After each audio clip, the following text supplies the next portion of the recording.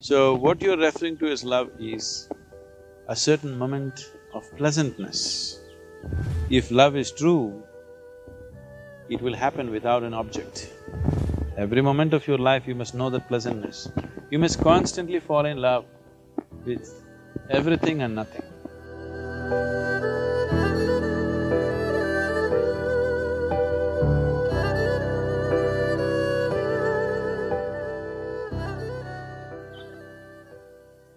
It all depends what is your idea of love, first of all.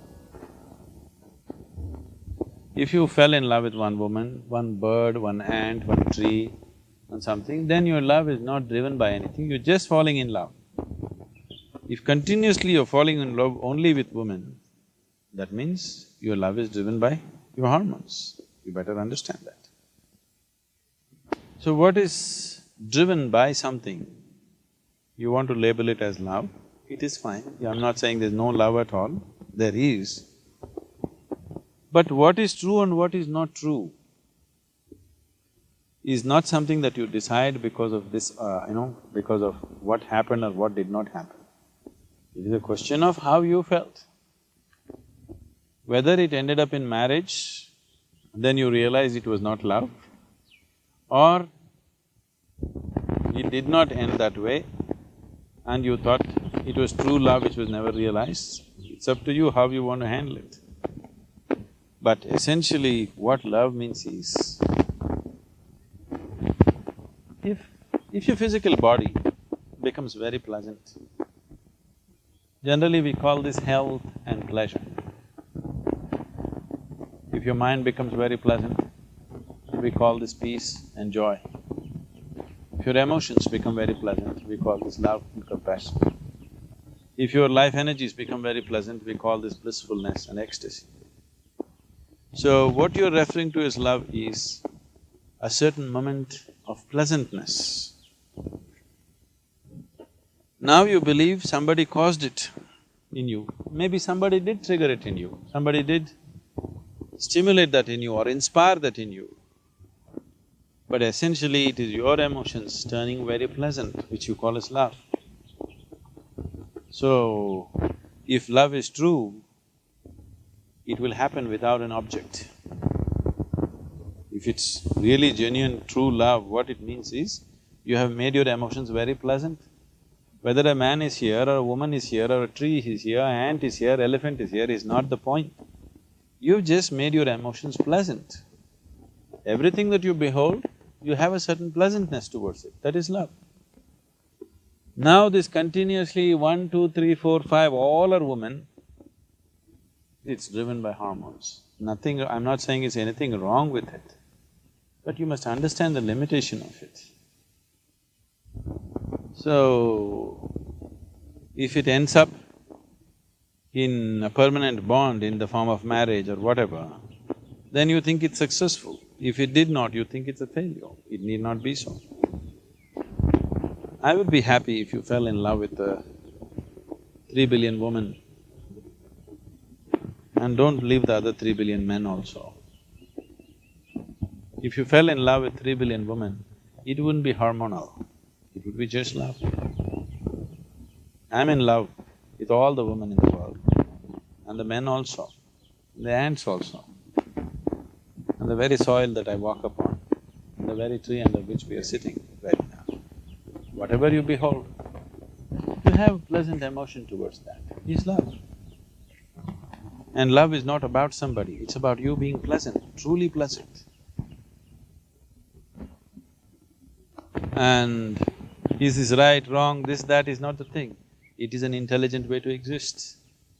There is sufficient unpleasantness in the world. However carefully you walk, you will step into something or the other. When this is so, you don't have to manufacture your own unpleasantness within you. Only 3 times in your life if you loved, I think you're a misfortune, because the rest of the time, you have not known that pleasantness within you. Every moment of your life, you must know that pleasantness. You must constantly fall in love with everything and nothing. Women also included, what's the problem with them? Because you cannot tie a bond with 3 billion women, you choose one. One is convenient. If you marry five, then you will find it's very inconvenient. Yes? One is convenient, and above all, the reason why you tie a bond with somebody is, at least with one person in your whole life, you want somebody with whom there's no holds barred. If you approach a new person, always there is a little bit of, there's a little bit of war and games happening. War games are happening with a new person. With one person you want to relax, where you don't have to play games. At least with one person, you want to be in total relaxation. That's the idea. Why you want at least one person in that is, still you have not reached a point where you are simply relaxed by yourself, with life itself. Because you are unable to relax with the whole manifestation of life around you, the million manifestations of life around you totally, at least with one person you want to find that. That's the idea of finding a bond or building a bond with that. So people who look beyond that are people, they don't value relaxing with one person because now they're able to relax with just about anything. They are totally at ease with everything in existence. Now they don't find the need to make a bond where only at one place some relaxation happens. Rest of the place you are warlike, always trying to protect yourself. One place where you can keep your defense mechanism down, because only when you keep your defense mechanism down, something beautiful can happen within you, and the need to protect yourself is gone. So the idea of forming a unit of family and the larger identities of community, nation and whatever else is simply to find a space where you can keep your defense mechanism down and just be in a certain sense of ease. Because only in that ease, the other possibility will find expression, otherwise you will be just like an animal, constantly trying to survive, preserve yourself. So, love is seen as a possibility to go beyond that instinct of self-preservation, where you're not trying to preserve yourself, you're trying to offer yourself to something or somebody. For that you don't need a person, you can just do it simply with life.